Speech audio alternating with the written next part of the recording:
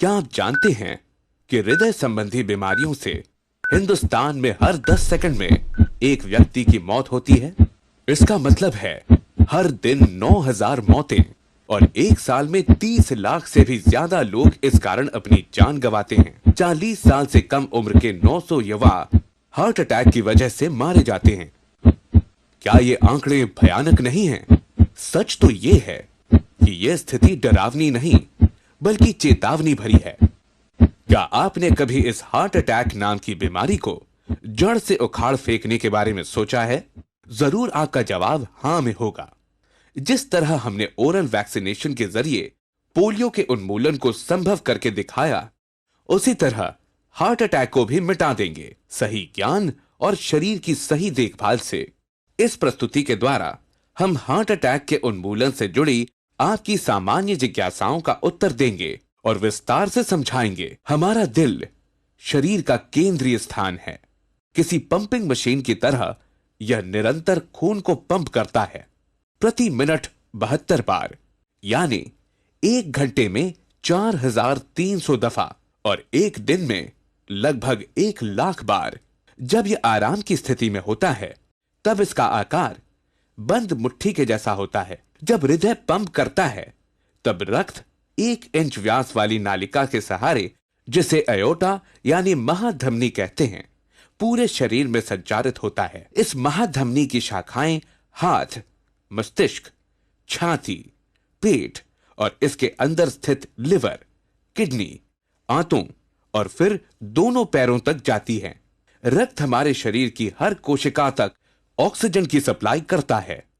शरीर के प्रत्येक हिस्से को, हर एक अंग को जीवित रहने के लिए इस ऑक्सीजन की आवश्यकता होती है। हृदय को भी रक्त और ऑक्सीजन दोनों चाहिए ताकि यह कारगर रहे और इसे शक्ति मिलती रहे। इसके लिए अयोटा यानी महाधमनी से 3 छोटी धमनियां यानी आर्टरीज निकलती हैं, जो हृदय की मांसपेशियों तक ऑक्सीजन एवं रक्त पहुंचाती हैं। इन्हें कॉरोनरी आर्टरीज कहते हैं। यह 3 महत्वपूर्ण धमनियां हैं, आरसीए, एलएडी और एलसीएक्स। इन तीनों में सबसे महत्वपूर्ण है एलएडी। हृदय की लगभग 50% मांसपेशियों तक यह रक्त पहुंचाती है। एलएडी अर्थात लेफ्ट एंटीरियर डिसेंडिंग, जैसा कि नाम से जाहिर है, यह हृदय की बाईं ओर स्थित होती है। एलएडी दिल के सामने स्थित एंटीरियर इंट्रावेंट्रिकुलर ग्रूव से गुजरती है, जो बाईं ओर दाहिनी वेंट्रिकल्स को अलग करती है। यह हृदय की सामने वाली सतह तक रक्त पहुंचाती है और यह ऊपर से नीचे की ओर जाती है। हृदय की दूसरी महत्वपूर्ण नालिका है आरसीए यानी राइट कॉर्नरी आर्टरी। यह हृदय तक 30% रक्त पहुंचाती है, खासकर दाहिने हिस्से को। तीसरी नालिका हृदय की परिधि बनाते हुए पीछे तक जाती है। यह बाईं ओर स्थित होती है और लेफ्ट सरकमफरेंस और एलसीएक्स कहलाती है। हृदय तक 20% रक्त की सप्लाई करती है ये। चलिए अब जान लेते हैं कि हृदय की बीमारी यानी कॉरोनरी हार्ट डिजीज क्या है। सबसे आम बीमारियों में से एक है। लगातार पंपिंग का काम कर रहे हृदय तक ब्लड की सप्लाई करने वाली नालिकाओं यानी कॉरोनरी ट्यूब्स के अंदर का रास्ता बाधित होने से, अर्थात ब्लॉकेज होने की वजह से, यह बीमारी होती है 18-20 साल की उम्र से शुरू होकर अगले 20 से 40 साल तक इन नालिकाओं में वसा का जमाव होने के कारण ब्लॉकेज हो जाता है।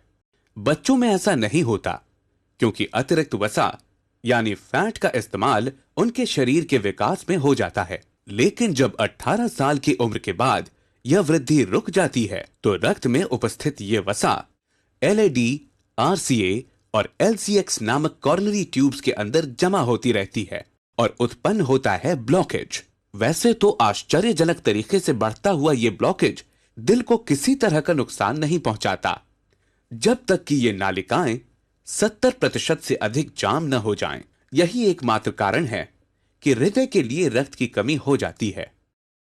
हालांकि हृदय को इसकी गति के अनुसार सुचारू ढंग से काम करने के लिए मात्र 10 से 30% खून की सप्लाई ही चाहिए।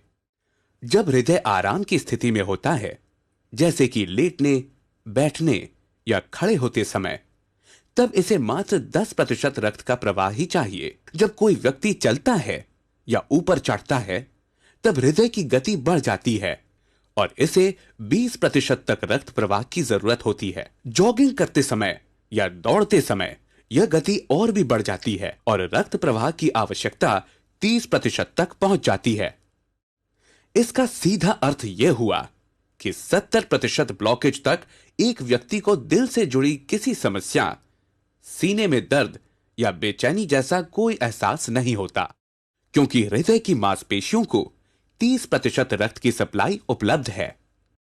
हृदय की बीमारियों के लक्षण तभी सामने आते हैं जब इन नालिकाओं में ब्लॉकेज 70% से भी अधिक हो जाए। इन्हें एंजाइना कहते हैं। इसके सामान्य लक्षण हैं सीने की बाईं ओर दर्द, उसी हिस्से में बेचैनी, सांस की कमी, दम घुटने का एहसास, हृदय की असामान्य गति, जबड़े में दर्द और बाएं हाथ तक तनाव का बढ़ जाना। कभी कभी कुछ घटनाओं में पीठ अथवा कंधे में भी दर्द हो सकता है। इन सारे लक्षणों का मतलब है कि उस व्यक्ति की नालिका 70 से 80% तक ब्लॉक हो चुकी हैं। हृदय से जुड़ी दूसरी तरह की समस्या हार्ट अटैक के बाद दिखाई पड़ती है। इसका मतलब है कि ब्लॉकेज पूरे 100% है। ऐसी हालत में आराम करते समय भी एंजाइना या सीने में दर्द हो सकता है। ऐसे में दर्द बहुत बढ़ जाता है और इसके साथ साथ पसीना भी आ सकता है। बहुत भयानक या बड़े हार्ट अटैक की हालत में मरीज होश खो बैठता है, मर भी सकता है। आइए अब जानते हैं कि हार्ट अटैक के कारण कौन कौन से हैं।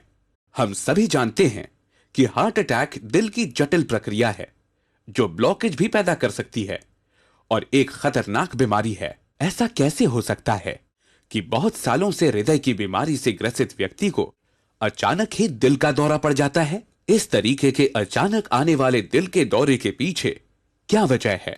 अगर आप गौर से देखें तो हृदय की धमनियों में होने वाले ये ब्लॉकेज एंडोथीलियम नामक एक पतली झिल्ली से घिरे होते हैं।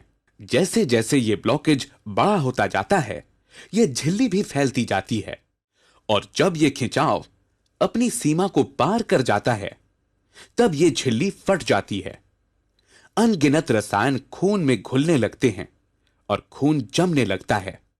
इस कारण नालिकाओं का बाकी खुला हिस्सा बंद हो जाता है, अर्थात 100% ब्लॉकेज, और साथ में तुरंत पैदा हुआ भयानक दर्द। हृदय की मांसपेशियों के जिस हिस्से को रक्त नहीं मिल पाता, वह तुरंत ही मरने लगता है। यह असहनीय दर्द की स्थिति होती है और यही है हार्ट अटैक। ब्लॉकेज किस जगह हुआ है, इसके आधार पर हार्ट अटैक माइनर, मेजर या मैसिव हो सकता है।